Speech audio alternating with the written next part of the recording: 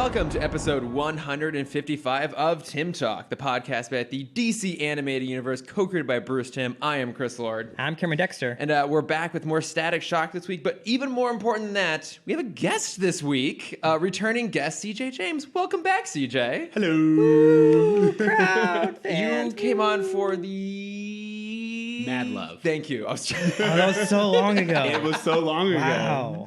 So much has happened in the DC world, in the actual world. Because I was trying to remember in that exact moment, and I couldn't because I forget. I knew. I forget all these things as soon as I'm done with them. It's a highlight on our Instagram page. Yeah. Well, you also have your own podcast, Bruh Meets Worlds. Mm-hmm. Where your season? We're on season 4. We're Okay. like mid-season 4 right now. Okay, you're gonna have to tell Cameron what's happening in the show because I don't remember as well as he does. All right, so currently at this point in time, we just did Chick Like Me, which is the episode where Sean and Corey... Switch places? Or switch names? No, wear drag. Oh, yeah. Oh, that's In order okay, to that's right. learn what it's like to be a female. And if you think that the 90s handles women's issues, let alone through the perspective of white men, well, then I have a podcast for you. I remember Sean plays pool, and there's the guy that he's on the date with that's trying to like make his moves. Exactly. Oh, I Yeah. vaguely recall this episode It's now. He like elbows in the stomach. It Yeah. starts off with accusation of sexual harassment, or at least some kind of violation. This girl is just like, yeah, so I had to fight him off. But, you know, dating. Just those casual conversations you had in the 90s. Yeah. Exactly. How do they look in drag? We had a friend of the pod, I think, for you, Sav Yes. Rogers, on there earlier, and we had a whole discussion about passing privilege that we didn't even think about. And let's just say that Sean's character has passing privilege, apparently makes a pretty woman, and Corey is used for comedy. So, Oh, yeah. that's how you do it. Yeah, I'm looking at pictures of Eric here in drag. Oh, that's a whole other season. Oh, that's a different season. Yeah, Okay. again, we come Oh, back to that's it. when they're in college, right? Yeah, in college. It's And they use it as a defense mechanism. So, you know, Boy Meets World, hitting all the right chords. Oh my God. Well, I have to listen to that episode. Yeah. But yeah, we are here with the season 3 finale of Static Shock, Blast from the Past. An entertaining episode to end it's things so here. good. I have a lot to say. I'm very excited to hear what you have to say. But first, let's get into a little bit of news. And we'll start off with the sadder bit of news here, which of course was the death of Joel Schumacher, who most people know from directing Batman Forever and Batman and Robin. Yes. My two favorite Batman. Yes, I know. Starting point there, of the two, what is the preference amongst this crowd? Forever or Batman and Robin? Forever. Okay. Yeah, I CJ? would say Forever. Okay, yeah, same. Oh, okay. I was expecting a debate here. Yeah, all right, No. good. We're No, good. Forever Yeah. is my favorite. I mean, you can't beat Sock Fu. That's true. Sock Fu is pretty fantastic. Chris O'Donnell? Chris O'Donnell. Okay. I wanted to make sure I didn't get him confused with who's the other Chris who has the great accent? Me? I don't know. No, Who? he voiced this is, the worst reference for him. He voiced the animated character in the new Mary Poppins. And you were like, oh it's Chris O'Dowd. That's what I'm thinking of, Chris yes. O'Dowd. Yeah, he was on the IT crowd. That's, that's, Okay, yeah. Yeah, he was in reference point. he's in Bridesmaids. I actually like Chris O'Dowd. I like him a lot too. He's he's kind of like great. my nerdy crush. I'm not gonna Oh lie. yeah, no. I saw him at Home Depot once. Very tall. Ooh. Yeah. Good to know. Yes. Yeah, but I would totally watch Chris O'Dowd do Sock Fu as well. I would as well. Absolutely. Well, because he would just like continuously hit himself in the face. Yeah, exactly. Yeah. But I mean, I think any gay man can attest, any gay nerd can attest that Chris O'Donnell doing Sock Fu in that movie, a formative moment in her sexual experience. It wasn't for me. No? But I cannot pretend like he wasn't like the sex symbol that he was in the yeah. 90s. I just have such a problem with Joel Schumacher's Batman. So See, I don't have that big of an issue with it. here's the thing: I've learned the value of camp. Yeah, and like fair. since like in the last few years, and I will say he is camp for the masses. And also, someone pointed out, which I didn't consider, but he also was able to shoehorn in a lot of gay references and just gate them into the Batman universe, which in the 90s, you didn't really have a lot of gay representation. No. So I guess he did do something for the movement, and I can forgive him for that. But I'm with the anti-bat nipples camp. That's just me. It's fair. What I think is so funny is like people always talk about the bat nipples after Batman and Robin came out. But like they were in Batman Forever, but no one really talked about it as much. It's kind of like Because there's so many other things to look at. But we do the ass shot. We're like, it's just That's like, true. you get badass, and yeah. I'm still failing to see what the issue here in all of this. No, I love Batman Forever. It's super campy. It's super cheesy. It's basically just Tommy Lee Jones and Jim Carrey competing to see who can do the best Jack Nicholson impression. Yeah. But I'm here for it. I think it's super fun. I think I've said this. I have another podcast called Movie Makeover, and we review that movie. And I was like, to me, if those two were to switch roles, it would have just made the movie so much better. Like, I honestly feel that if you just switch the roles of Tommy Lee Jones and Jim Carrey, if they switch and do the opposite, I feel like it has the right amount. Like, you get what you're supposed to get from those characters. I that's a would good love to idea. see Jim Carrey do Two-Face now back in like 2004. Yeah, like Jim Carrey as Two-Face in the Nolan verse. Not that, just Okay. just because back in the 90s he only had one face. If you true. got Jim Carrey, he was 100% comedy and that's it. Yeah, And it wasn't until Man on the Moon, Truman Show. where he started to show his his more dramatic side. And I think if people saw that he could play both coins, then they're like, oh fuck, he is a great Two-Face. Was the coins reference there very deliberate on your part? Yes. Nice. No, I like those movies. Like, look, I will sit down and watch Batman Forever and Batman and Robin way before I'll sit down and rewatch The Dark Knight Rises. Really? Well, Cameron and I talk about this a lot, the idea between a good bad movie and a bad good movie. For me, that's very true. Batman Forever, Batman and Robin are good bad movies. They're absolutely bad movies, but my God, are they entertaining. Like, at no point do you ever get bored. It's like, it's fun, it's dumb. It's not. It's a romp from start to finish. Yeah. Like, that's one of the things. It's like, if we were doing cinema sins, it's just like, is that the whole movie? Like, Yeah. like there's not one scene where you can't pick at something. And you're right, that makes it an enjoyable watch. Right. Whereas, like, if the Dark Knight Rises, it's so fucking boring. It's like 3 hours, nothing happens. There's like 20 minutes of Batman. The only good part of it is Anne Hathaway. Yeah. You just watch a supercut of her and skip the rest of it. Like, Well, I wanted to do a comparison because they're two very different movies. I want to do a comparison of camp v camp, of like good camp versus bad camp, and I'll compare it to Dick Tracy, oh, that's right. Yeah. where Dick Tracy is also very camp, very dedicated to the source material, but it's not like they're both good bad movies, but like you see like using camp positively in Batman and Robin and in Okay. Batman Forever. Yeah. I would definitely be down to watch that. Yeah. Those movies are a mess, but at least they're tonally consistent. Yeah. They're consistently a mess. Consistent is Yeah. consistency. But is key. I mean, everyone knows Joel Schumacher from that. But like, I looked him up to see what else he had done. There's Lost like, Boys. Yeah, Lost Boys, like St. Elmo's Fire, other movies that I have never seen but know of, 8mm, Tigerland, Bad Company. I have seen Phone Booth. I only saw it when it came out like many, many years ago. But I remember that being like pretty good. It was. I will say that I love the concept of Phone Booth. Yeah. And that's the one with Colin Farrell. Colin Farrell, yeah, and then Yeah. Kiefer Sutherland's the guy on the phone. But what's funny It's a great about voice. it is like that's also just such a time period. Oh my movie. God, I know, Like, right? can you imagine like coming out with Phone Booth now? It just doesn't make sense. Good luck finding Who's one. in a phone Yeah, booth? exactly. Why would you even be in there? You mean porta potty? I don't know. Well, that'd be a good spin-off. I mean, it could just be like Joel Schumacher doing his own Doctor Who. Okay, yeah. I would watch a Joel Schumacher Doctor Who movie. Yeah. That would be insane. Well, you can't.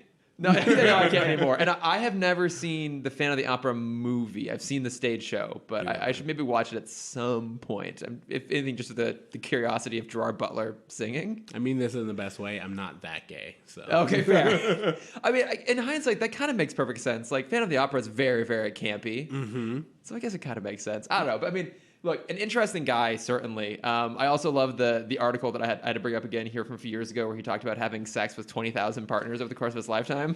I mean, again, as a gay man, seems reasonable. Well, that's exactly it. He's like, to most people, that would seem extreme, but it's, as a gay man, it's available. Yeah, It's not that, You're it's not like, that okay. much. You're like, I can see how that could happen. I mean, 80 Absolutely. years. 80 years, money. Yeah, in white, the entertainment industry. tall, Yeah. I was going to say, talk about being what 20,000 Leagues Under the Sea, right? Yeah. Oh, nice. Yeah, but I mean, look, an interesting figure certainly in film in general, but especially in like Batman history. But like, I think though those movies are often dismissed, like I love that they exist because like you get to have this own weird version of Batman. If you want the super gritty, serious version, you can go to Nolan. But if you want like a fun adventure movie, like fuck, put it on. Why not? Also, like I think we've had this conversation before, but Batman has eras and he's very reflective of the times that he's in. And the 90s Batman just tells you where we were in the 90s. And it's a very good reflection. I love time capsule movies so much. Yeah. So you love Bill and Ted's Excellent Adventure? Absolutely. Yep. Which is literally set inside a time capsule. Yeah, I saw what you're doing. Nice. I'm not going to play along with You're it. not going to go with it.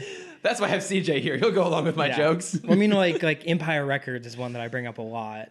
Oh, okay. Which is a 1996 movie.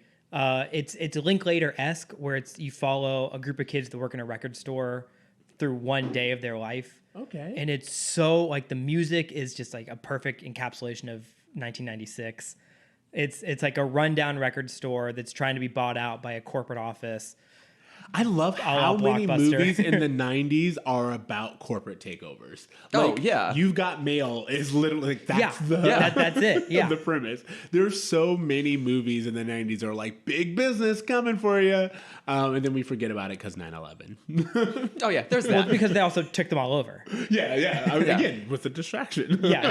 At that point, every character ever played by Richard Gere had taken over every company in the entire United States. Yeah. I was like, we don't see those movies anymore because It happened. they won. Yeah. They did it. That's what's really, I'll say, like living in 2020, it's really weird to watch all of these movies that are like warning signs, and you're like, well, we're just in that now. Like, Yeah, we're here. I don't know if anyone's seen Enemy of the State recently with Will Smith. No, I don't know if I even saw it when it came out, You actually. should watch Enemy of the State, first of all, because it's like every single thing that they were worried about, and it's seen as like bogus and like who's gonna like who would take the time to like steal your information, or like it's all like seen as paranoia. All of it's happening like every single thing. I love and what's it. crazy is like I'll say it came out in 99. 2 years later, the whole premise of like what they are trying to fight against, the Patriot Act happens, and it's like all reality. So it's like almost like a Foresight movie. It's crazy. Fuck. I mean, I'll throw out one of my favorite movies of all time, Speed Racer, is the story of small business taking on the big corporation and winning. One of the few times it happens. Yeah. And I of course need the to movie watch Speed failed. Racer. Yeah, well, that's also part of the reason that movie is so like outlandish and over the top and unrealistic. Yeah. Well, it's weird because like the movie is a kid's movie that has this huge adult concept of like how do you take on corporate corruption? I've heard that Speed Racer, like especially now, it has like such a huge following. Oh yeah, A lot it's of just people me, are like, just me being it's- very loud. Yeah, bunch of mostly just microphones. Cameron. Yeah. But no, I've heard a lot of people say you should really watch Speed Racer. You 'cause should. It's really, really good. If I could, and I will, make a cut where you take out Chimp Chimp and Spritle. Spritle, the movie will go from like a 60% on Rotten Tomatoes to like a 95%. Yeah. You know what movie's that way for me? Josie and the Pussycats. I just watched that last week. I've never seen Oh it. my god, love that It's on movie. HBO Max. Hot plug. Of course it is. Absolutely love it. And then also it's hilarious to me because like you watch it and you're like, no, they were actually trying to give you very like good insight into the music industry Yes. and marketing and all of these things that again, when you watch as a kid, you're like, this is a funny concept, but as you get older, you're like, no, this was like Nostradamus. No, yeah, I as someone in the marketing industry, I'm like, I see myself cheering for the villain for a minute. I'm like, no, that's how you're supposed to do it. Also, speaking of time capsules, the fact that Rachel Lee Cook is the star of that movie gives Yes. you an exact idea of when it was made. Everything you need to know. Yeah. And also Love early her. Rosario Dawson. Early Rosario Dawson. Oh, God. I do love Tara Rosario Reid Dawson. is in the movie. Yeah, I forgot. Oh, there we go. That's right. we're glossing over the exact, the most obvious time capsule. Yes. Tara Reid is one of the top 3. So Her existence preserves the early 2000s far better than she has preserved in real life. oh, sad but true. But no, I mean, it is sad that Joel Schumacher's gone, and you feel like maybe he could have had some more stuff in him, maybe even at 80. Like, I looked it up. The last thing he did is he did a couple episodes of House of Cards, like back in like 2013. So I mean, he hadn't really done anything in quite a few years, and I don't know. Would have been interesting to see what else he could have done, but. Sad news there, but we're not done talking about 90s Batman because somehow everything comes back around again. Absolutely. And the big thing that shook the nerd world this week, of course, was I'm not going to call it an announcement because it's like a rumor, I would say at this point, that Michael Keaton's coming back to play both Bruce Wayne and Batman. He will be suited up, apparently, in Flashpoint. Thoughts? I'm excited. I'm doing a little dance. CJ's dancing over there, so you know what he's thinking. So I make a lot of jokes. We make a lot of jokes, but mainly I make a lot of jokes about the never to come movie that is New Mutants. Yes. But what really the reality is we have the movie that is more rumor than film, that is Flashpoint. Yes. And so any news that comes out of that movie, I'm excited for like the first 5 minutes. And then I remember that like this is not a movie. This is not a like it's a fever dream of fans. Yes. Well, because I think that's the big thing. It's like I mean, this in theory, this would be exciting. Yes. To see like Michael Keaton's amazing in those movies. Michael Keaton in general is like he's just a fun actor who seems to understand what he's supposed to bring to the character. Like him as Vulture in the Spider-Man movie is like I think he was one of the first villains in the Marvel universe where people were like, "Oh no, this guy makes sense." And he's right. Yeah, like the Vulture's right in his thinking, and maybe and not also in his hearing method. the behind the scenes stories from Tom Holland. Oh yeah, where Michael Keaton would walk behind him and just go, "I'm Batman." I'm Batman. Like in every shot.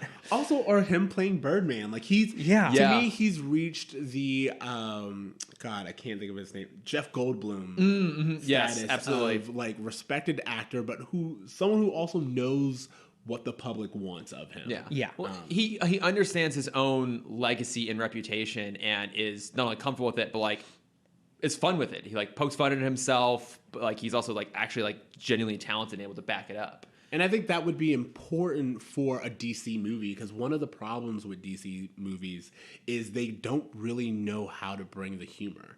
Like it's either like forced and you're like, I get where you were going with it, or it's absent. So I think having someone like Michael Keaton who like being a comedic actor is part of his shtick, I think would be able to just naturally give them something to work with. And even his portrayal as particularly Bruce Wayne in those movies, like there is an undercurrent of like really dry comedy in there. Yeah. That, you know, he has this sort of talent. And I think it'd be interesting to see him pop up. I mean, everyone thought like, well, because the whole point of Flashpoint is that Barry goes back in time and tries to save his mom, and it creates ripple effects through the universe. And so we get all these multiverses, so maybe in theory, they're trying to make this movie be like a way to justify all these crazy disparate pieces exist in some sort of sense. And this might be their way of also like undoing everything they was trying to do really, really hard and failing at for the last 10 years. Trying to Ryan Johnson it?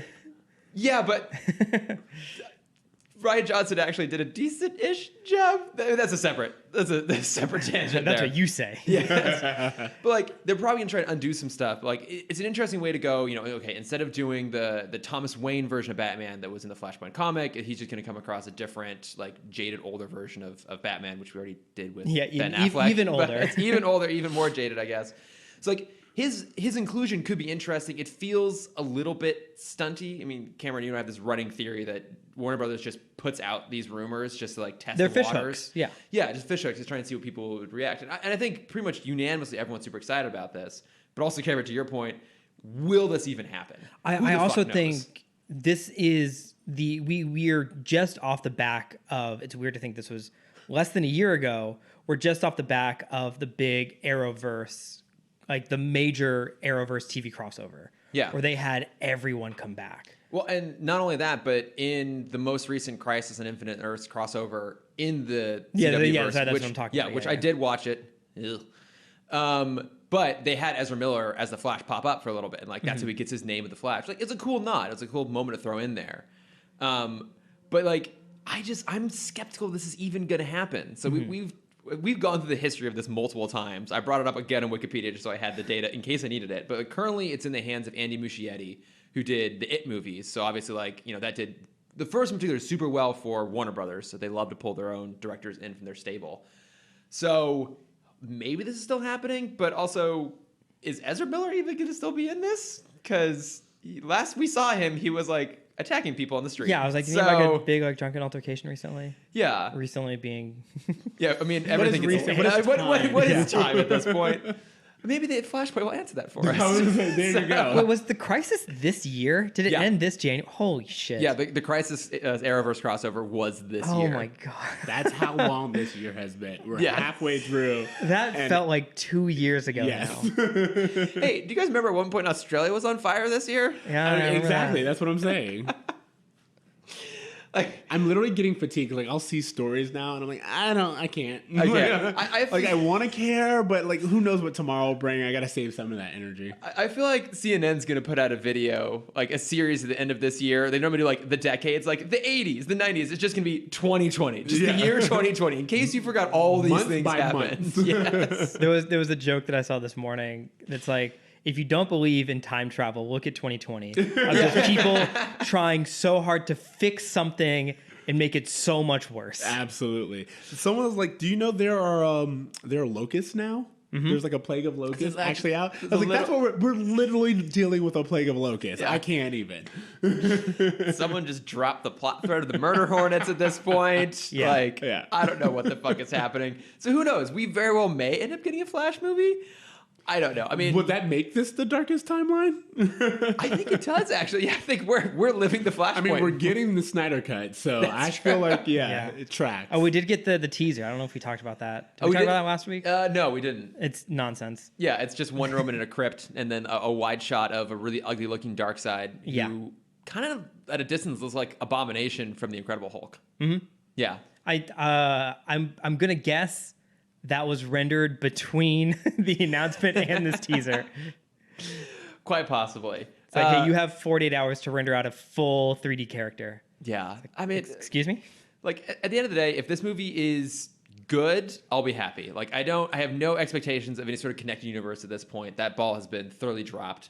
So if they can make a decent Flash movie, and as long as it doesn't just hang on the inclusion of Batman, as long as it's an actual like proper Flash movie, then hopefully it might be good. And I think that's what's really important.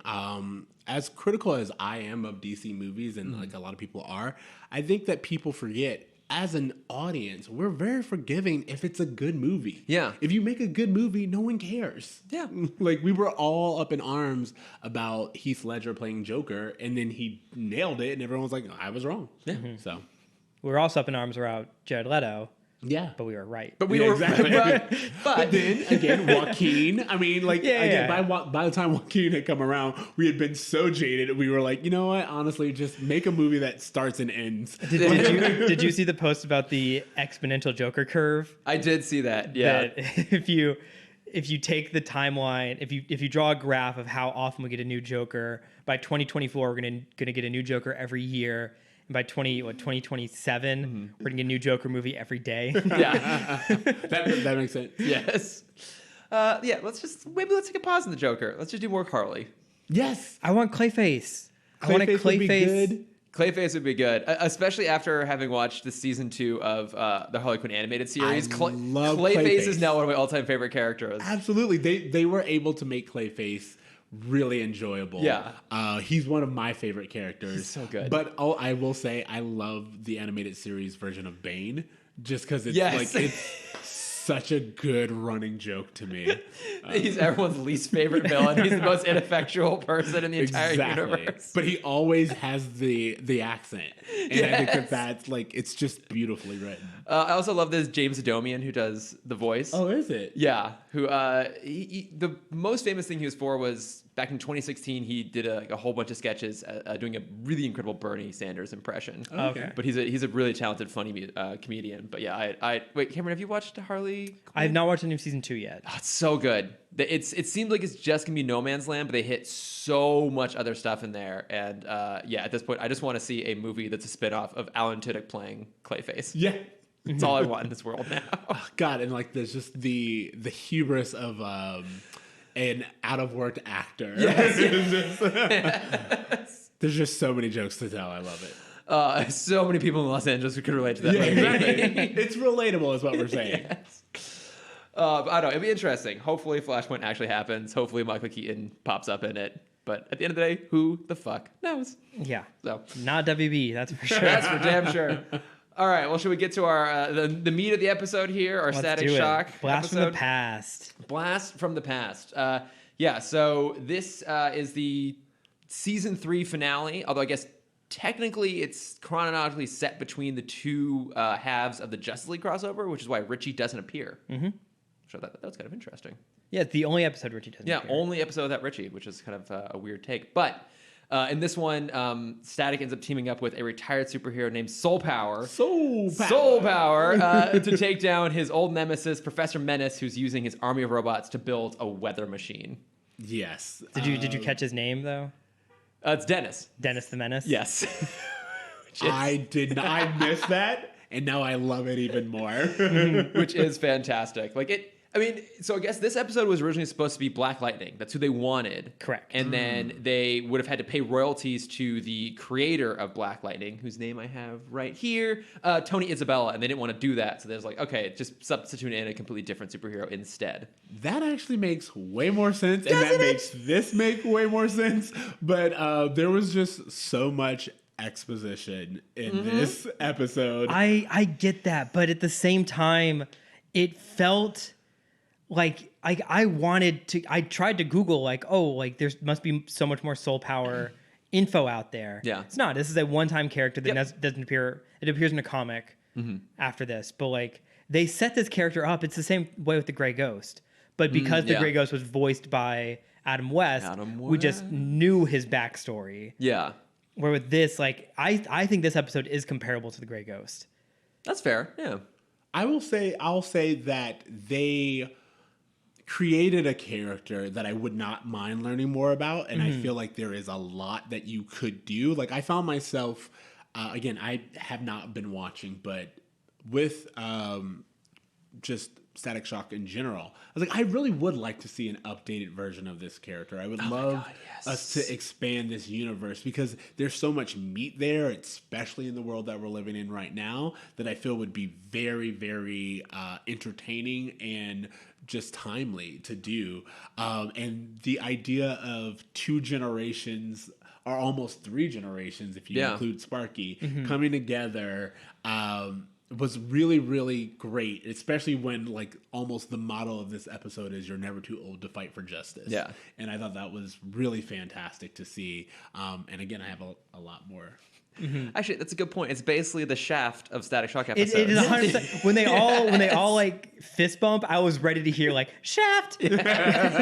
Well, they do. They're one of the things that's funny about Soul Power and his character is you could tell they were pulling from all of these influence. There's no reason for what's it called, the Soul Mobile or whatever. Oh, yeah, loved it. I was like, why? You've already established how he travels. Why do we need a car in this? But I do think that, especially if you're talking about 70s blaxploitation superheroes, he would have a Cadillac. Oh, he absolutely would have. He would have to have that symbol of status and wealth. And so it was interesting that it was presented, but also from a story point, I was like, what was the use of this? Why do we have this? Well, and he's also an interesting character within this universe because he's a character that has his own comic books. Yeah. Which I thought that was a weird thing. I don't think we've seen that anywhere else. The heroes in this universe are known, and there's fandom around them, and toys and that sort of stuff. There's a cult of personality built around these characters, but I don't think we've ever seen another character that had his own comic series too. This is also the oldest hero we know, though. He's 40 years retired. Yeah, that's another interesting thing. In some ways, I would Watchtower Database, Matty Washburn. What are your thoughts about how Soul Power fits into the DCU continuity? Because you're right, this would establish him as basically the oldest hero, except for maybe the Wildcat's old, but not that old. Right. I mean, the only thing we have around that time would be when the Justice League goes back to World War II. That's true, but there's no heroes. There's no heroes, yeah. Mm-hmm. Yeah, except our military, the real heroes out there. Thank you, Cameron. Brought to you by the American government. Yes, brought to you by the Greatest Generation. But yeah, he would basically become the oldest hero in the universe. That for me, that raised the question of like I want to know more about him. I want to know like how, like where his influence is. Like there's that fantastic moment where Pops is geeking out about him. Yeah. Yes, I thought that was very. Two things about that scene. One, my boyfriend actually has just gotten to the process of grading the comic books that he had as a kid. Oh, damn. And Nice. so when Pops is like, "Oh, the money I could have," I was like, "No, dude, you don't understand how much money you actually could have made." Yeah. Because my boyfriend is like, we have thousands of dollars now in our possession just from like his old comic books, and that's not like even the whole collection. It's just a small part. So there was that, but then also in my mind, we have something like the most recent HBO series of Watchmen, which yes. also Oh. revisits like one of the first superheroes or masked Avengers or whatever you want to call it. It tells that story, and I think that if even the CW's version of Black Lightning were to introduce Soul Power, I think you could really have some interesting conversations and Yeah. really establish something. Sorry, there was something I was about to say, and it I literally cut just you slipped my off. mind. No, you're doing fine. I'll say some more things about Soul Power that I thought was really interesting. A few things, including like the influences. I was like, I love how he has the medallion because again, he's from the 70s, and you would have that medallion. And It's so like not uncomfortable to see it. I feel like as someone who's running around that much, it would be such a hindrance all the time. there are plenty of things that, again, I'm like, you only did this because at the time it seemed right, but according to your powers, it doesn't really make sense for you to have. But that fro was tight. Like, That it fro was a really amazing, Nice fro. yeah. I'll give him that. This is the point that I wanted to make. So we saw with this would have not been something we wouldn't have seen in a 2003 show, but we saw with Little Romeo, there were kind of like 3 little moments that led up to his cameo. Okay, yeah, little nods to his existence. 3 little references. Yeah. I think what the show could have done to just like really blow this out of the water is, while he's also a comic, get rid of the like the fake Star Wars universe they're setting up in the background of the show, and make it he's the first superhero that's getting his own film. Oh, And you that have could've like been you cool. go into these kids' houses and like who was the guy? Was it what's his face that had the gun that had the poster in his room? It is, yeah. Oh, Jimmy? Jimmy, yeah. Have Jimmy have like a poster in his room of Soul Power. And he's like, he can't ever talk about it with him because no one knows or cares about him. And you can even play that up where Virgil is so bored of this character because that's who his dad grew up with. Oh, okay. He's like, yeah. I don't care about Soul Power anymore. That's my dad's hero. And so then that like comes into full force in this episode when it starts off with all the old people like, read us another comic. Like, no.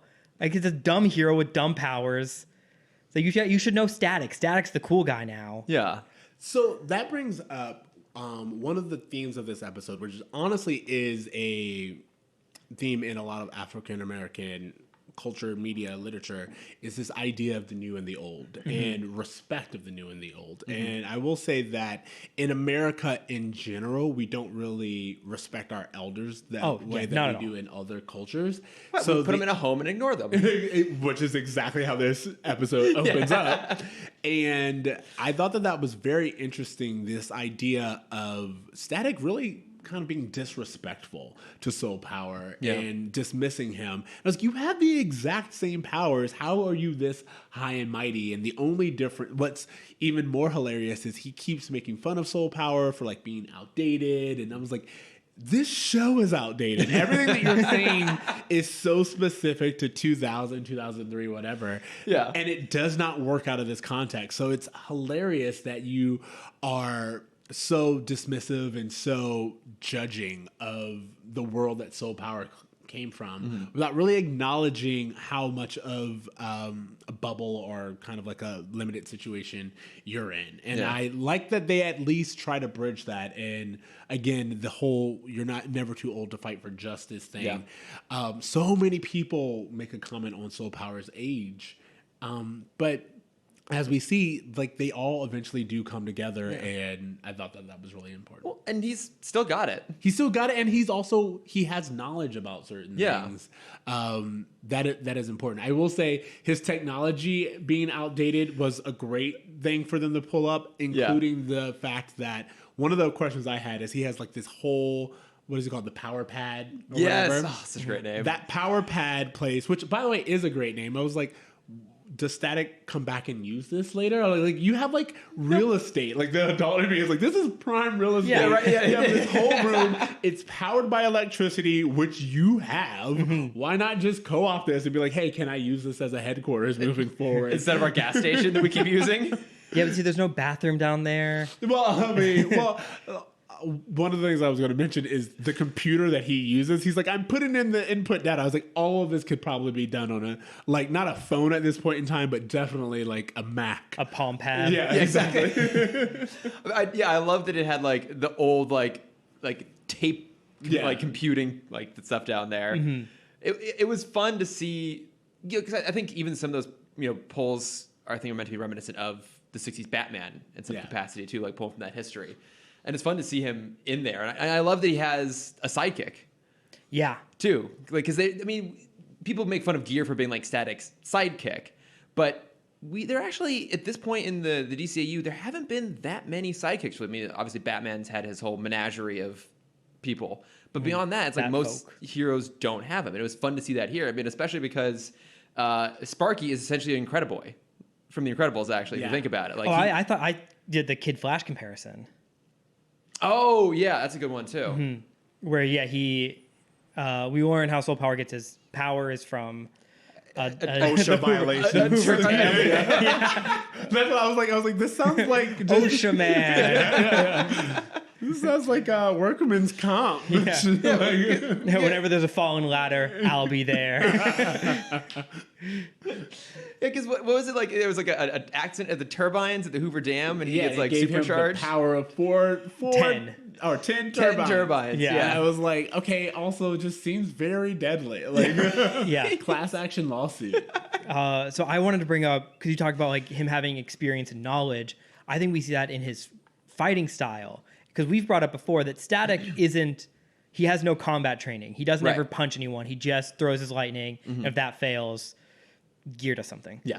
But in this, we see like an experienced hero coming in and, kind of like moving his power to his fists and actually punching someone. Yeah. And I'm like, oh yeah, that makes sense, because this is someone that has training, and that is exactly how they would use their power. Smart. Yeah. He actually knows what he's doing. I also love that he can ride the electric wires. That's so that's the so one thing that I clever. remembered. It's cool, but also feels very limiting. I mean, but and Very like slightly, yeah.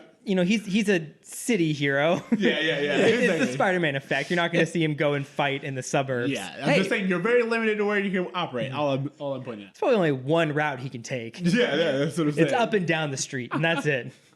But that would also explain his like popularity, because I will say that the idea of him being as big as he was, to where he has comic books and like a video series and all this other stuff. Again, not knowing the world of Static Shock that much, I was like, it is kind of amazing and kind of like very telling of America that this man is like now alone and in a retirement home, as opposed to with his arch nemesis. Yeah. As opposed to living off royalties of all of these things, like, Oh, yeah, good what point. manager did he have? Oh, he What got kind of Bob Caned out of contracts? this shit. Yeah. he got Bill fingered. Yeah, he got Bill fingered. As I said the words, I kind of regretted it. No, that's Did good. you? That's a good. Did you? Because that's going to become part of There's this no podcast part now. of me that doesn't think that your mind was like, say You were waiting for me to set that up for like 60 episodes. I don't have any other notes. It's just in all caps, Bill fingered. But like, so you mentioned that he's in the old folks' home with his arch nemesis. I mean, it was clearly going to be an important character, because you could tell that it was a notable actor. It was Terrence Stamp voicing it. What's the old man? Okay, like clearly this guy's going to have some sort of importance. Were either of you expecting a red herring there? Oh, of it being the sidekick? I was in my mind, I thought, oh, maybe it's going to be the sidekick is the one who's actually behind this, and then like they're going to suspect the guy in the retirement home. But see, you're shaking your everything head no. seemed so straightforward to me in this episode. I was like, I get it. I get where we're going. I mean, I was like, the guy announcing himself as the sidekick, I wasn't expecting that. really? Yeah. No. From the very beginning, I was like, oh, absolutely. Everything is like laid out. And to me, it was laid out so obvious. I was kind of upset because I was like, children can understand more nuanced concepts. Like Well, I didn't. You can layer it a little bit more, but maybe I'm just that sophisticated. But when we bring up Sparky, what I thought was interesting about the relationship between Static, Sparky, and Soul Power is this idea of Soul Power being like, I fought crime like this so you could get a position like this. Yeah. And that's pretty much this, the legacy of just Black, I don't know, fighting for justice. I was going to say social work, but just in general, civil rights, all of it, the generations of on the ground work that you do so the generation could be better. And then how that next generation treats the older generation. Right. And the idea that you have someone who now works and owns satellite companies. Yeah, like this massive satellite company. Yeah, exactly. He's really, and again, if you want to go back to the idea that Soul Power is in a retirement home, but his sidekick owns what I would assume would be like a Fortune 500 company. Oh, yeah. Yeah. And like all of this top of the line technology, and it was just a very interesting thought for me to run with and just kind of explore the idea of these intergenerations and how each generation has built off of the last one, but that again, lack of respect that's there. Yeah, because I guess if you think about like Static, didn't have to fight for the like privilege and access that he has, and he just is dismissive. Like, what? You were just like this random superhero. What did you do? Really? No, I was a Black superhero in the 70s. In the 70s. Show some respect. Yes. But I will say also, what I kind of applauded this show for was we weren't dealing with civil rights issues. It's not like we were going back to, oh, hey, did you know that I was a Black superhero in the 70s and racism was bad back then? Like, that's not what we spent our time doing. We spent our time dealing with an actual villain who, we kind of pick up where things left off from there. But I just thought that was kind of a good point, that we're not revisiting the past and going immediately back to the civil rights movement. We are kind of handling all of that in a very nuanced way. No, that's a good point. Yeah, that's because we also just kind of talked about a similar point last week. Last week there was an episode where Static goes back in time to talk to his mom because his mom died in not the LA riots, but the LA riots as a paramedic, and how the animators did such a unique job of like not putting any detail into the background, because for us who live on the West Coast, the LA riots immediately come to mind first. Yeah. But for people in the Midway, like the Chicago area and the Detroit area, they have their own thing they can see in that scene. For the East Coast people, they have their own moments they can see in that scene. Like while it's still specific to a person, they do such a good job of keeping it pretty broad for an audience. And really honing in the story they want to tell. Right. Like here, like TJ, to your point, it's a story about generational heroes and what they can learn from each other. And you can maybe pull references to like the civil rights element of it, but it's not the focal point of it. Like, we're going to talk this very, very specific thing. Especially when you're dealing, again, with Black media and time travel and just Black stories in general, so much of it is spent on trying to educate white people on the fact that discrimination was bad, or like Black people have had this hard run, which is true, and that's very important, but there's just so much more to the Black experience. Yeah. And to see this Soul Power superhero who, again, he's not fighting Klan members. I'm sure he did in his time, but like that's not what he's spending most of his time doing, and we're not dealing with race issues. It's kind of a relief, and a very big part of me was like happy that I got to watch a story that wasn't just a reminder that it used to be bad for Black people and it's still bad today. Yeah, I mean, it was just like a normal superhero story. Like the superhero story in this is one we've seen countless times. Like we've seen weather machines in other parts of the DCAU. Like it's a classic element of like the superhero, the fight, and like, or them fighting the robots too. It's like, oh, like all these are just like really normal things. I'm really glad you brought up the robots. This has nothing to do with anything other than the fact that I was like, if you are a supervillain who has been fighting a electrical electric powered supervillain. Why would you have metal robots? Why not plastic? Like, why not So something they that's not had that a few episodes ago. He fights Toyman from the Superman universe, and all his inventions are plastic. Yeah, but what I'm saying is soul power, like, Yeah. you've had generations to think about You this. had 30 years. You even acknowledge, like, soul power is like he knows how to fight an electric powered superhero. And I was like, well, apparently not that well if you're still using metal robots. Glass even. I mean, like, give me something. Something that's not a conductor. We learn in the show that everything is conductive with enough electric force. There's also that. Yeah, we've seen Static use his powers on Tires. rocks, literally on rubber. He gets buried in a pile of tires, and he lifts them all up with his power. Like, just like for a minute, let's be a little realistic with this. Yeah, exactly. You know, physics is a thing. But no, like, I also love that when we get the villain in this, Professor Menace. Dennis the Menace. Dennis the Menace, great name. That, like, if he appears young and he comes up with this whole crazy story about how he, like, cryogenically frozen. He reverse and Austin basically powers thawed. himself. Yeah, exactly. Yeah, he Austin powers himself. But I love that the reality is that it's all been an illusion. And I think there's something kind of interesting there. You know, you're talking about, like, generational heroes and the fact that Soul Power still believes in himself, still has the confidence, and believes that even at his age, he's still a valid hero. And he's not trying to, like, you know, put on like a fake fro or something like that. It's not trying to, like, recreate his old image. He's like, no, I'm old, but I still have it, compared to his villain who is going out of his way to pretend that he is still young and youthful. I thought that was just kind of an interesting thing of, like, also accepting where your life has gone, the hero versus the villain. I would have loved to see, like, him put on a fake fro, though. And Static, I call him out on it. Yeah. And then Static uses powers to lift a completely non-metallic fro off of it. I think what you said is also very important. This idea of ownership of who you are. As you said, Soul Power is 100% confident in. He doesn't try to do more than he can do. Yeah. As a matter of fact, he's very self-aware in the sense that when most people dismiss his age, he's like, no, I can still do this part. Yeah. And then when he gets to the certain point where he's drained, he's like, I can't move. Sorry, I don't have enough juice to move on for this. And he's just accepting of himself, but he's also not limited by either his own thinking or the expectations of others. Well, and if I recall, doesn't Sparky kind of do the same thing? Like, Sparky jumps in and just totally, like, slots right back into being a sidekick again. And, you know, CJ, to your point, like, this is a guy who's, like, achieved incredible things and, like, respect for his elders. Like, he defers to Soul Power still, despite his own status. At first he didn't, and I think that I thought that was important to show that he's also like, aren't you a little too old to be doing this? Yeah.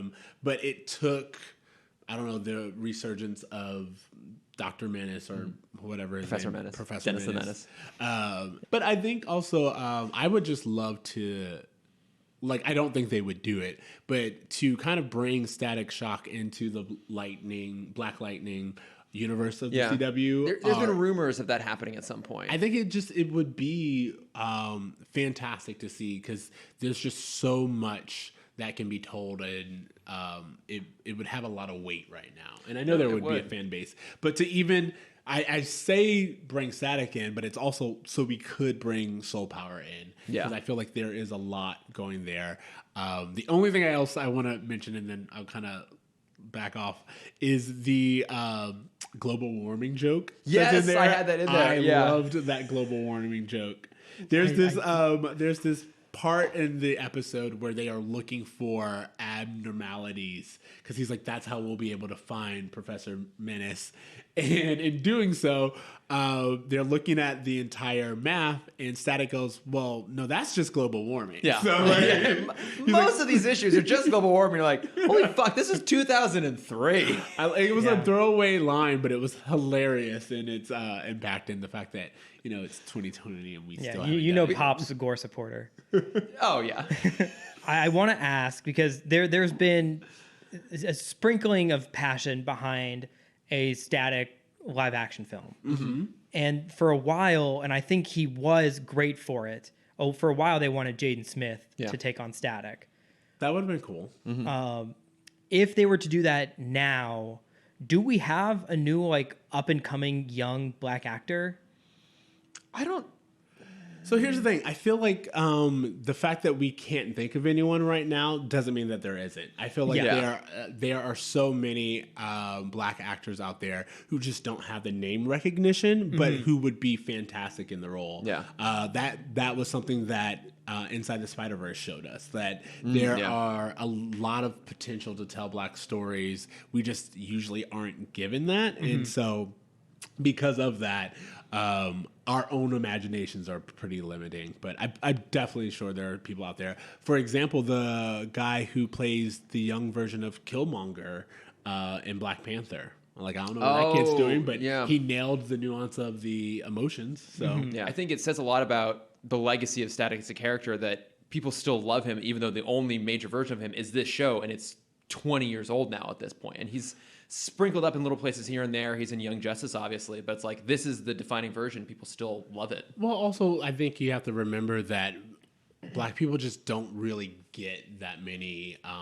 There's that too. They don't really get a lot of representation in general, especially if you're going to talk about a black teenage superhero. I mean, like, can you name many others? And then black male superhero, because there are a lot of black female ones, not as many as there should be, but black women are represented because they're more marketable. Yeah, but no, I like this episode. It was a lot of fun. It was definitely entertaining. Again, for me, I think as a guest, I was just like, there's so much exposition. Like, there's just this is like, usually the episodes aren't this exposition heavy. Yeah, it's because they introduced an entirely new character that we never see a villain, again. a sidekick, technology. But see, I thought one of the things that they could do is, in the very beginning of the episode, we get this video of soul power. And I was like, why didn't you just do all of this during that video? Why weren't we watching the first episode of Soul Power, the television show or whatever, and it gave us all of that exposition, and then we enter the world into, the modern world. Yeah, like, instead of Virgil reading a comic, like, he's showing old episodes of the show. Which gives us everything that we need to know. Just like, otherwise you have all these people explain to the point to where Static literally just goes, how did you get your powers? Yeah, exactly. And it's just like, oh, let me tell you. As a matter of fact, when he's talking to Soul Power about his origins, I'm like, there's a fire. Like you guys are like ambling along, and there's all this, like, there's this debate on whether I should go or not. How do you know I was Static? I was like, the whole reason why you came up here was that there was an emergency. Yeah, and we're just taking the time. That thing you were supposed to go do, you should go do that right now. All right. Well, so one of the segments we've been doing recently is Cameron's Question Corner. Love it. Something we've been adding in recently to kind of like help in the lack of news and stuff. And so sometimes we'll come up with a fun question. And so, Cameron, you had a pretty good question about like representation that I thought would be a good thing to talk here. Yeah, and in the midst of all the chaos that's going on right now, and kind of this big education push we've been having, which is so amazing, I'm very curious, like, when did people first kind of see themselves represented on screen, and how did that make them feel? So, CJ, for you, when was the first time you felt kind of represented in either film or TV? So it's really funny because I have so many overlapping, like, diagrams of, like, who I am. And you're a complex individual? I'm a complex individual. There are very few like me, except a whole bunch like me. But except everyone in West Hollywood. Yeah, exactly. Right? But when Lordy asked me this question originally, I was like, it's really funny because me and my co-host TC, we often talk about the fact that we grew up in that perfect moment of a 90s television where we actually saw representation in a way that no one else had, no other black generation had before. Mm-hmm. So we grew up with The Cosby Show, Fresh Prince of Bel-Air, Rugrats had Susie. Like, there were just so many versions of black representation on television that I never actually didn't feel seen in terms of my skin color. For years, but I will say the first time that I felt seen, so to speak, was I was a very big frat boy in college, but I was also gay, and the gay stereotypes were so limiting and very specific that I never really saw myself until Happy Endings with the Max character. Yes. Like, not only did that character connect with me, but I had friends reach out and be like, "This is you," Yeah. which in some ways is insulting, but in other ways was really fun to see, because I got to see a gay character be kind of a bro and kind of be someone who what, like, his gay identity wasn't all of him, but it also wasn't ignored. And I thought that was really truth to how I felt as a gay person. But then what's even crazier is the time I saw myself represented on television, which was a gay, black professional who had a straight best friend who they were able to have these back and forths to where they respected each other's love lives and everything. It wasn't until the 2014 USA show Sirens that there's a character named Hank played by Kevin Daniels there. And Is Sirens the paramedic show? It's the paramedic show from Okay, yes. And it was a television show that I don't remember why I started watching. Probably just like, I was like, oh, I'll check it out. I'll binge some stuff. And again, like I said, this was a black, gay, professional character with a straight best friend. And he wasn't flamboyant or stereotypically gay, but he also didn't shy away from being stereotypically gay, if that's what it called for. And I actually ran into the actor Kevin Daniels, who plays him in WeHo.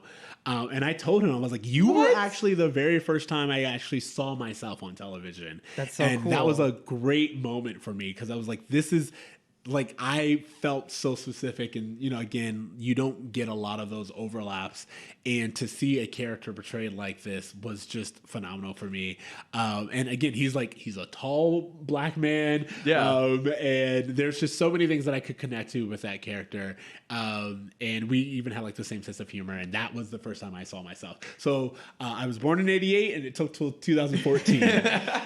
But I think, as you said, representation is important, because seeing that character, not only was it validating, but it was a moment for me. And I don't really think I'll be able to put in words what it meant, but I mean, it meant enough for me to recognize it. And also, when I was able to meet the actor who played him, I definitely wanted to let him know that he let me see me on television. Oh, that's awesome. That's so cool you got a chance to meet him, too. Yeah. It's like, it's rare that you actually get that opportunity, and then, like, to have a real genuine thing to say, and not just like, oh, cool, you're famous. But like, no, like, you're me. Like, I saw myself. Yeah, it was so funny. Again, I'm like in this club in WeHo, and I'm like, I hate being this person. I absolutely will not go up to you a are not celebrity. this person. But this particular time, I was like, do you mind if I ask you like a really obvious question? And he was like, it's like, are you this guy? And he was like, yes. I was like, all right, cool. And anytime I do it, I'm like, by the way, this is awkward for both of us, so we're both just gonna have to power through. like I don't want to be doing this either, but I am right now, and please give me this time. And it was really worth it for me, and he responded very, very well. And so, oh, that's awesome. I watched that show, actually, and I'd forgotten that show, and then you mentioned it, and like, oh, I can absolutely see that, because you are definitely that character. You are very much that character. I am that character. So yeah, That's so cool. Oh, damn, that's awesome. All right, Cameron, do you want to go? No, I'm the straight white male. Everyone is me. But, okay, look, okay. Is that the motto of the straight white male? Everyone is me? Yeah. Is it the opposite of I'm every woman? I am everyone. Okay, well, all right. Yeah, you have a better story than I do. Well, Mine's pretty boring. kind of like, on terms for you, it's like I'm white. I've spent most of my life either being straight. Yeah, most of it being white. No, most of it either like thinking I was straight or like still acting straight or pretending to be straight. But like, Sim, for you, like queer representation was not great. Like we had it, which was awesome. But you like, the big examples were like Will and Grace. And like, that's great. But there was always this like very effeminate, like preening queen image that you would see pop up in places. Queer as folk. Yeah. Very similar. And you would get, those characters had enough time on screen that they were complex and subverted, and there was much going on there, but like there was a general image that was going on, and like I'm not that way. I've definitely gotten gayer the longer I've been in West Hollywood. It does that to you. It really does. It's amazing how that works. I'm working my way towards being the next Joel Schumacher. So, but like for me, I hadn't seen a character that like felt like me until Love, Simon. I've said this numerous times in the podcast, but like that character reminded me of me because it's a character that you wouldn't necessarily assume is gay, and I don't mean that in a like a dismissive sort of way. It's just like he's just a person who does his own thing, has his own interests, and also happens to be gay. And I saw Happy Endings well after it aired, but it's similar. There's a good shout actually there too. It's like that character too. It's like, oh, he just happens to be gay, but he's also like this like schlubby, hairy, goofy fuck up.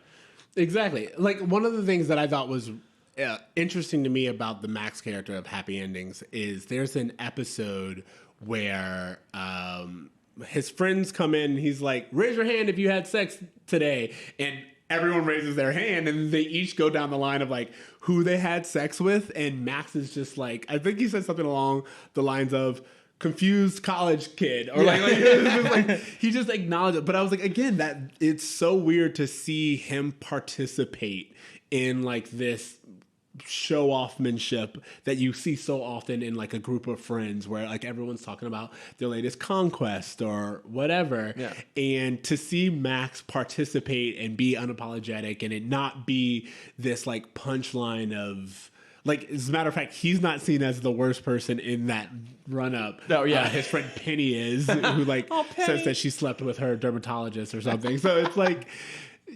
that to me was like, oh, wow, it's just so normal and it's so common in this world that it made my existence feel more common. No, and there's so much value in that, in normalizing underrepresented characters. Like, the more just normal that character is, the more that their struggles are just about what normal people struggle with rather than being specifically about being gay or being black or any sort of like marginalized community. That's important because like, oh, like that's what the reality is. Well, not only is it important to like have it up there to where it doesn't have to be their focal point of their existence, but also they don't shy away from it. And I think that's the really important balance to get, that it's like, not only do you have this character who, again, if we go back to the Hank character in Sirens, not only is he black and gay, but he's like vocal about, there are moments where he's like, I'm black and gay, right? He's like, I need you to acknowledge all of me and all of who I am and whatever situation that we're dealing with. And I think that's important because that's someone who grew up in the 90s, I don't see color vibe.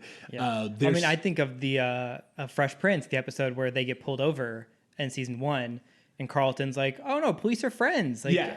Which how would you not do what they want to say? I grew up a Carlton. I grew up as someone who had up until I was in my mid-20s and I actually had issues with the police to where it was clear that none of who I was important. They just saw a black guy. For years, I had a really good relationship with cops and I had a really different understanding about the system.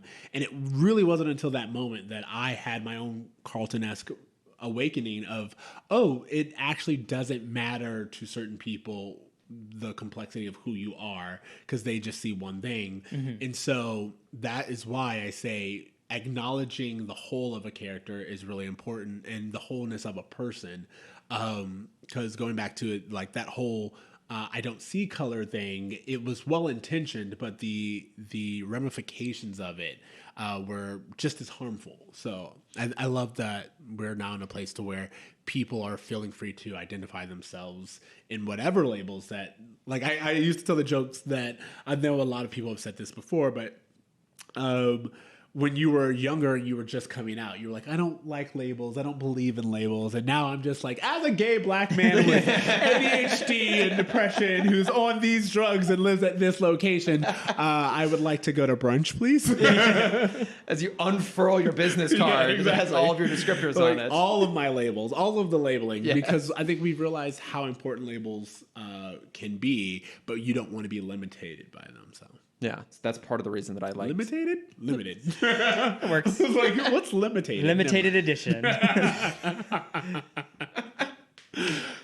Yeah, no, I like that's one of the reasons why I liked Love, Simon so much. It's like that reminded me a lot of like my family dynamic, and I had a weird coincidence recently. I got to actually watch that movie with my family, which was nice. And like I basically tricked my family into like watching more queer content, which has been super fun. But like I love that movie, but I also recognize like in its own way that that movie is not fully representative because it all kind of does end up working perfectly. Like it is a fantasy at the end of the day, and that's why I just finished Love, Victor. Oh, I've never seen it. It's good. Okay. It's good. It takes a little bit of time to get going, but it's I think I'm halfway done with it. okay. Yeah, it's very different, and the way that like everything just goes right in Love, Simon, like a lot of those same things like don't go right in the same way on the show, and I think that was important too to like show a situation where things don't just work out. Yeah, more honest. As a gay man, we can tell you things do not get easier. No. Well, Cameron, I would be interested. I know you said you're a white man and all stories are you, but when was the time that you felt seen on television? This is gonna make me sound a little cocky. I saw myself in Chuck from Chuck. Oh, okay. Because he was like. Before then, you had kind of the nerdy characters were always the same kind of nerdy character, and he was a nerd, but that wasn't his like upfront characteristic. He cared about his family a lot. He had a best friend, and they did everything together.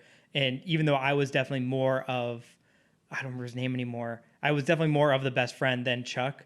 Like that was like when I felt myself like understand like, oh right. It's okay being like this. Yeah. Like, this is nice. Yeah, no, I think that's actually really good. And for me, one of the reasons why I asked that question is it's not just about, skin tone or whatever, but it's also about like how soon we were able to see those things. Like yours is a 2007 show, mine's 2014. Yours is like a 2017, 17, 18 movie. And I think that that's really important to understand, like that gap of how long it takes for someone in their life to see themselves represented. I was in high school. That was like my high school to college transition. But that's what I think is interesting and important is like when you get that, it transforms you. Yeah. But how much time has gone by and how developed are you already for you to see that in high school? Like that's valuable, but it also gives you time to grow into the person you want to be. Whereas if you're like me, again, it was kind of like reaffirming decisions I had already made to be the type of person who I was. Mm-hmm. And then and I'm sure it's the same for you, where it's like it told a story that had kind of already been lived, but what would that have done to see yourself in high school, and how many decisions would you have made differently? But I think it's great, especially that you were able to see it again in television, because it shows the importance of kind of breaking all stereotypes of characters. It's like if white men don't see themselves on television, what are we doing? Yeah. Well, and like because for you it was about sort of like their nerdiness of the character in a lot of ways was what was significant, and for a long time like nerds were the butt of the joke in the same way that like the gay characters were often too, and like it's just good to see a character that shows you like, oh, it's okay to be me as I am for all of my personality traits and all my quirks and idiosyncrasies. Mm-hmm. I don't know if either of you have watched this series, but there's a YouTube series called The Take that does kind of like just explanatory or even trope breakdowns of different things, and they just had one recently on the nerd character and his history, and like it's really interesting to see like just the foundation of like when that character was brought in, how long that those stereotypes lasted, mm-hmm. And just how recent they've been broken down. And I think you would find it very, very interesting. Oh, absolutely, and, fun. But like, it's called The Take, and they've done several different tropes, but the nerd character was one of their most recent. Because there's another one that plays kind of more of a negative side of the nerd trope, and it was the what's the name of the episode? It's like the accidental sexism of Big Bang Theory. Yes. Oh yeah, I've seen that one. That's a great video. Yeah, I've seen that. It wasn't accidental. That's not the right word. It was like the subtle misogyny or something like that. That's what it is. The misogyny of Big Bang Theory, and I've watched that guy's stuff, and that's one of the things that they both acknowledge in this new nerd breakdown. But they also talk about one of the kind of sidelines or whatever, I can't even think of words right now, of the nerd character is this nice guy trope and the dangers of the nice guy trope. And when you look at something like the movie Revenge of the Nerds, or where like sexual assault is a huge part of that movie, and you're like, excuse, like, just because you weren't popular did not mean that you got the right to, you know, violate someone else. And I think it's really important to, again, dissect all of these characters, but also understand the importance of when they are shown, what are they saying? There was an event that happened this week at my work. We have a client that's a gaming company, and they did this huge live event this week that happened to be on the day that everyone was boycotting Twitch, but that's a whole different thing. But yeah, my boss is an amazing woman, and she had to kind of transcript everything that was going on. And she said they didn't use the word woman once. They either said girl or female. And I'm like, that's like, so it's such a small thing, but it's so inherently toxic to the culture. But it's it's a small thing. It's not. I mean, like, when we go back to that idea of, by the way, this is how I am on my Bro Meets World podcast. I'm very political. So if you didn't know that, or if you like it, come join us. But anyway, the idea that half of the world's population is female and is made up of women, and that women are so crucial to the advancement of most industries. The fact that you can't get through a pitch meeting with them mentioning the word woman is not a small thing. It's pretty big. This was an 8-hour event, I should let you know. Oh yeah, that's again 8 hours. Yeah, and you don't use the word woman once. That's very telling. Yeah. We're gay, and we say the word woman all the time. That's what I'm saying. It's I think right now we're having a huge wave of dealing with the racial tension in this culture, but misogyny is right on the heels of that. Like, that's the next thing that we're coming for. And when you see how much it just infiltrates everything we do, I'm actually really happy with the reckoning that's coming about. It's not really a plug because it's just a person that I just learned about this week. But do either of you know who Sandy Totvak is? No. She, if you watched British Bake Off, she was one of the more recent hosts. But she's a female British comic who is one of the most like fascinating and accomplished people I've ever read about. She also runs the show called QI, which I've been loving. She is obviously notable. The way I describe her to people is she is the best form of Ellen that the world could possibly get. A lot of stories have been coming out recently about Ellen not being a great person. That's not for us to talk about. Is it not? I mean, like, I don't want to derail you, but I will say that I haven't been a fan of Ellen in quite some time. And so I'm down for that conversation whenever you're ready to have it. Yeah. If you live in LA, you never hear positive stories about her, ever. So Sandy also started off as a stand-up comedian. She got her own show in the early 90s. And 3 years before Ellen did, she outed herself on her own show as a lesbian, and an amazing woman. She already had 2 kids, and so she was more worried about like how it was going to affect her family life.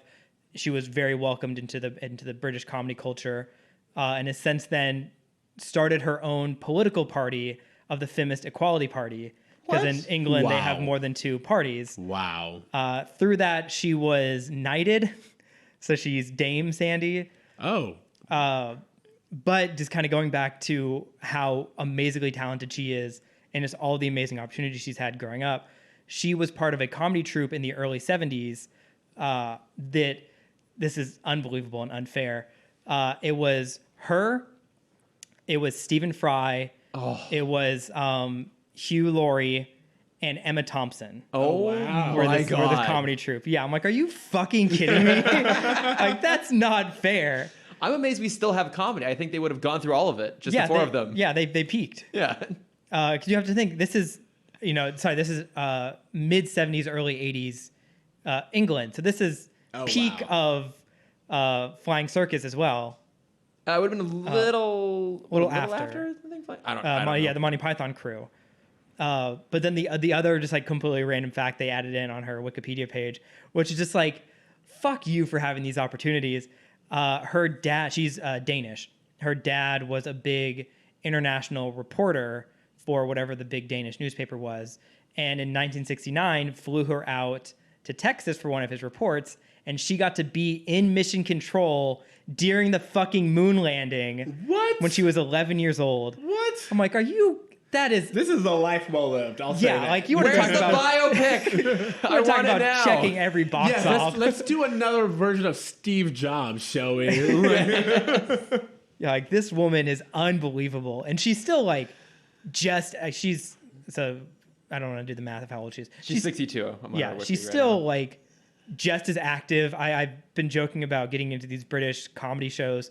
There's only like 30 of them, and they all have their own show, and they just kind of rotate being on each other's show. Oh, that's And it's so cool to just see like this person who's so smart just be like this this whip when it comes to all these comedy things. But it's also really telling that we don't know her name Yeah. as well in America. And I think that goes back to like the misogyny of the industry. There's so many things where when you learn and you really look at like the history of stuff, you're like, oh, the only real reason I can tell we don't know about you is because you're a woman. Like that's it. There's no other explanation because you were in the exact same place as all of these other more notable men, or you are more talented and like you are the stepping stone they used to get more famous. And when you see these things, it's frustrating and heartbreaking. Yeah.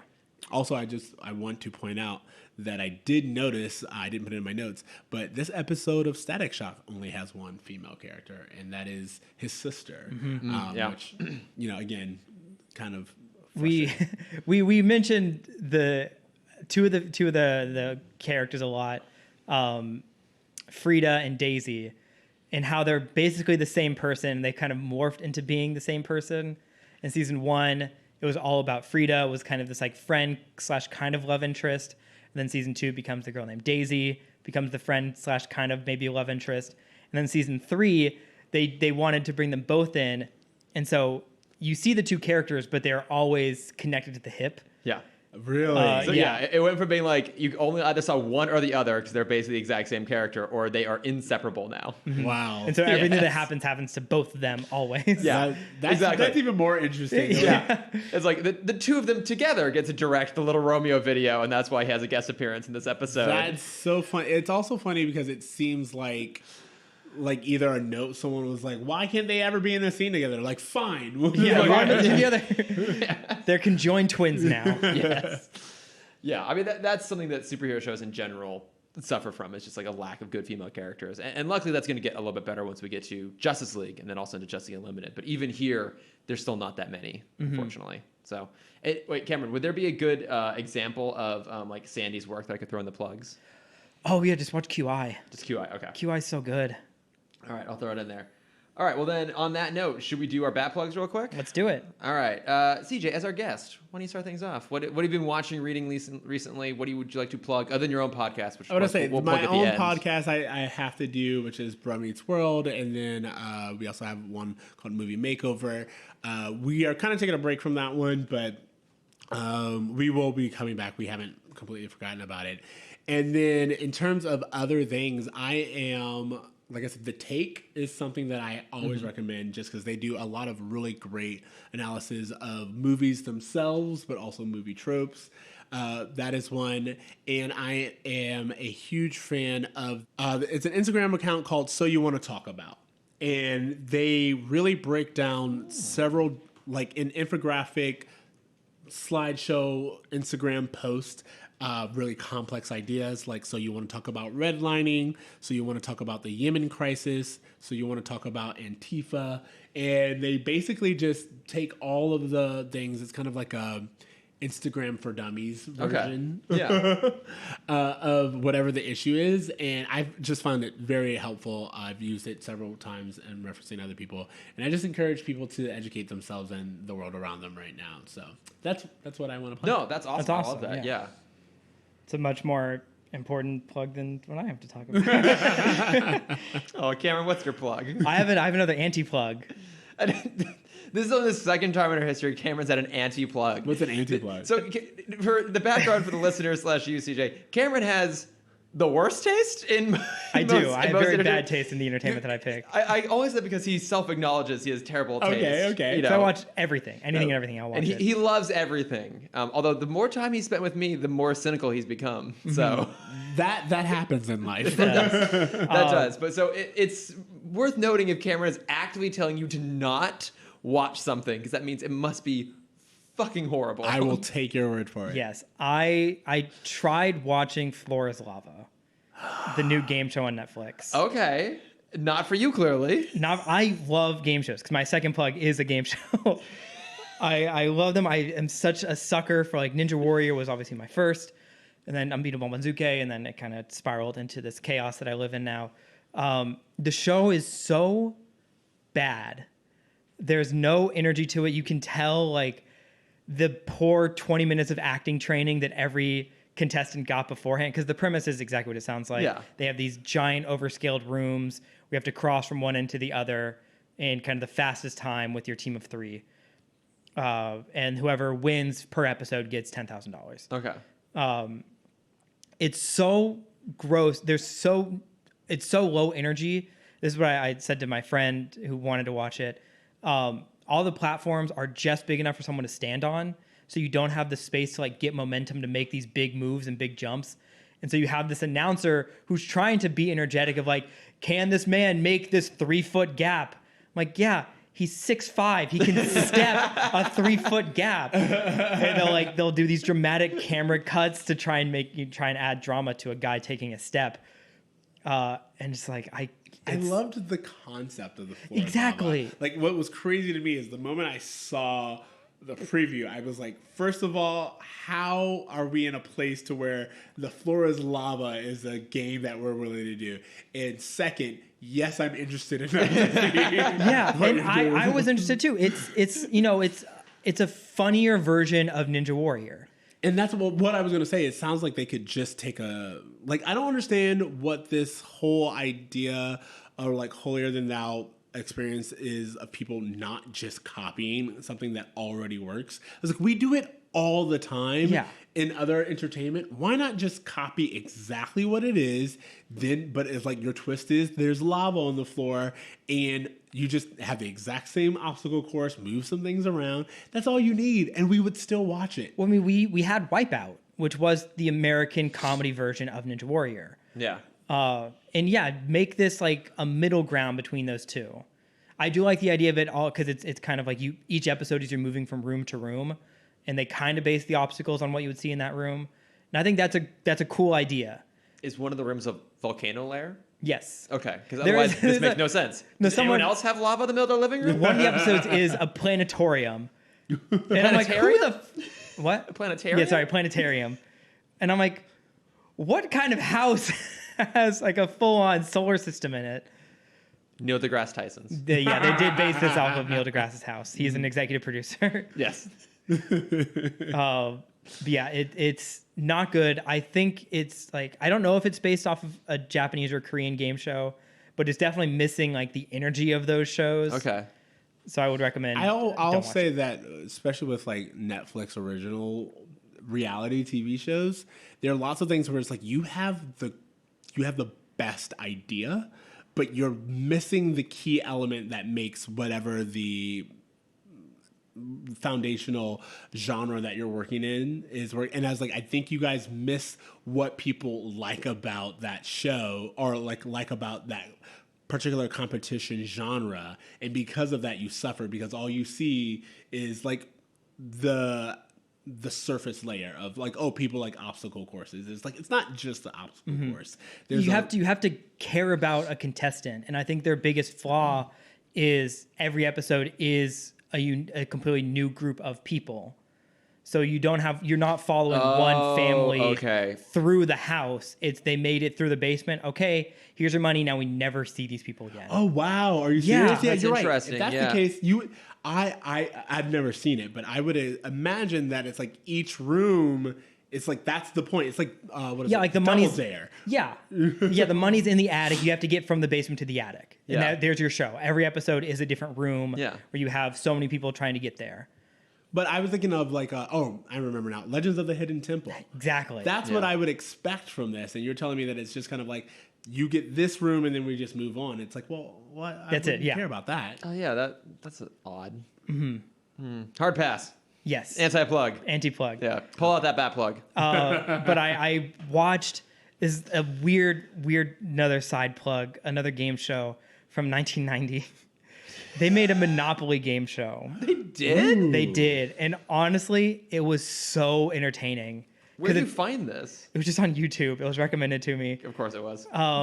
Because it's not just like straight up Monopoly. It's trivia Monopoly. Ooh. And so it's Jeopardy style where every tile gets a question. Yeah. Whoever gets the question right wins that tile and wins how much money it's worth. Okay. And then at the end of the first pass of the board, then you play the game of you can use the money you earned by winning your property to buy houses and hotels.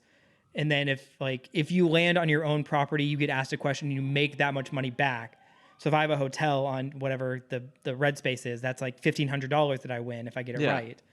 That's fantastic. That seems well That's thought clever. out. Yeah, and then Can we also get that version of Monopoly as a board game? That's I know I want to be like I want trivia Monopoly. Yeah, but let's be honest. We play one round and do the trivia, and we'll skip the rest. Yeah, No, we'll just have the questions now. I feel like that's not true. I feel like Monopoly is still a game, especially I think I had used it as one of my promotions for my podcast when I was doing homework. We played Monopoly, like the digital version, during quarantine with a group of friends, and we had fun. And it was like the digital version of Monopoly takes out so much of like the kind of confusion or like the a huge part of Monopoly is you get all these people who are like upset about the rules, or you're not doing this right. Everyone comes in with their own rules. Yeah, exactly. Are you saying that capitalism works better if the rules are fair and people have to stick to them? Yeah, pretty much. Obviously, the rules of the game are not fair. But it's also really funny because I've had a lot of people who I've told about the digital Monopoly be like,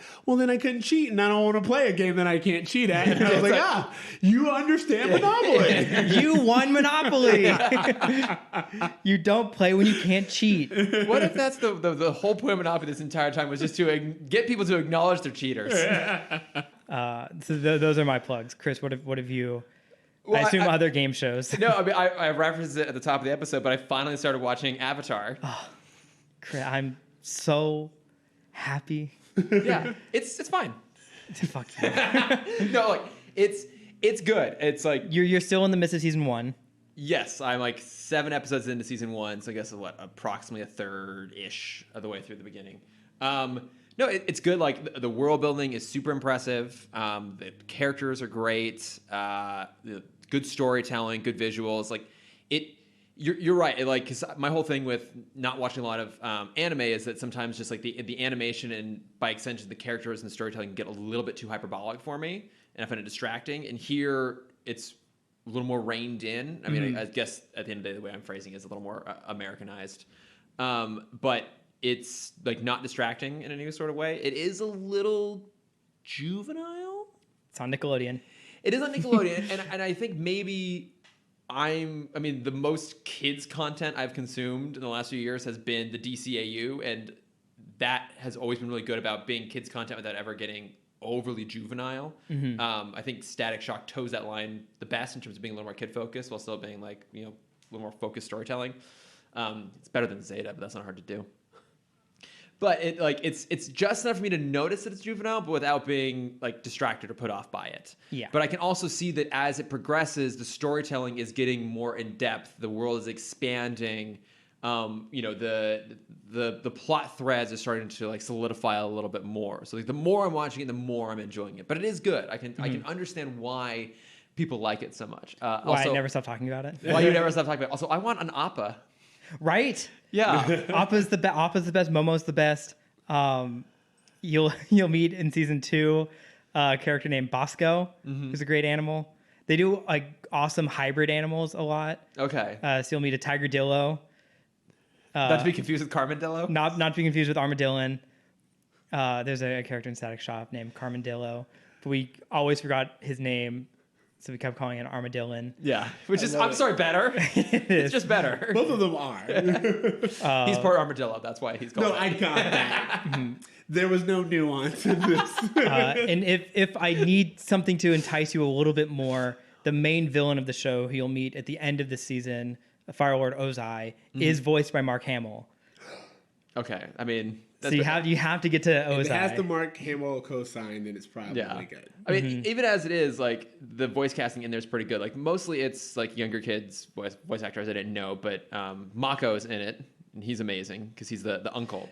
Mm-hmm. And then Jason Isaacs is one of the Fire Lords. It's like, yes, I love me. He's Admiral Zhao. Yes. No, so I've been watching that. I've been really enjoying it. But I think that does it for us this week. We did it. CJ, thank you so much for joining us. It was super fun. For having me. It was amazing. I'll be sure to get all of the the stuff for Boy Meets World and Movie Makeover, include them in the show notes. Absolutely. So, again, I really did enjoy this conversation. Even especially during these quarantine times, it's great to be able to have these conversations. Yeah. And you can't tell from the audio quality.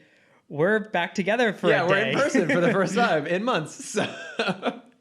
But beyond your podcast, where can they find you? You can find me on Twitter at I am not your Oreo. So that's IAMNOTOREO. That is my new handle. I've been using it for the last month or so, and as I said, it's full of political commentary and television. So it's two very big ends of the spectrum, but that's where I'm at. That is fantastic. Cameron, where can they find you? You can find my art at Cameron.Dexter, and you can find my face at CamDexter_Adventures. And you just put up another one of your Disney animations. I did. I made a Matterhorn little boy. It's fantastic. Thank you.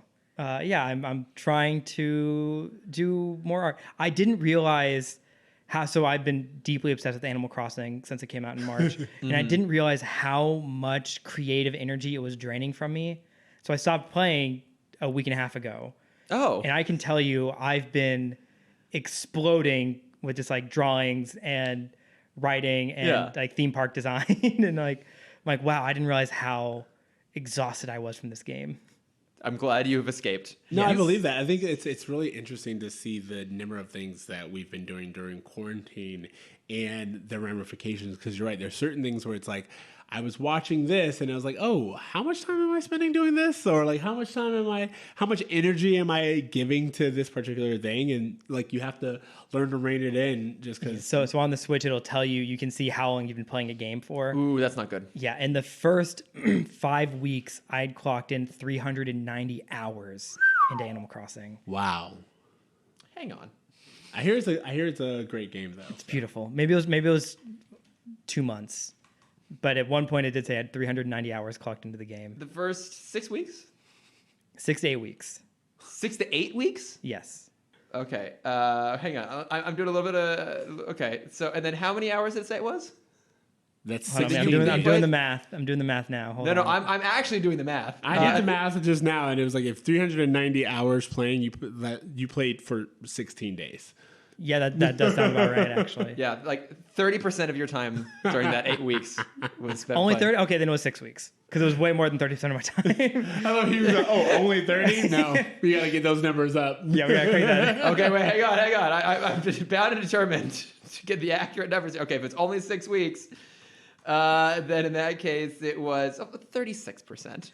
Yeah, those are rookie numbers. Up is up.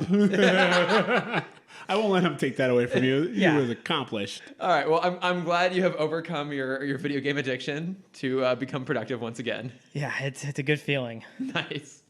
Well, if you want to reach out to us, we would also love to hear people's answers to that question of where did you first see yourself represented on screen in television film? And to CJ's point, how old were you when that happened? 'Cause I think that is actually a huge part of the question too. But yeah, you can find us at Timm Talk Pod on Facebook, Twitter, Instagram, and Gmail. And I am at Lordifer on Twitter and Instagram. Yes.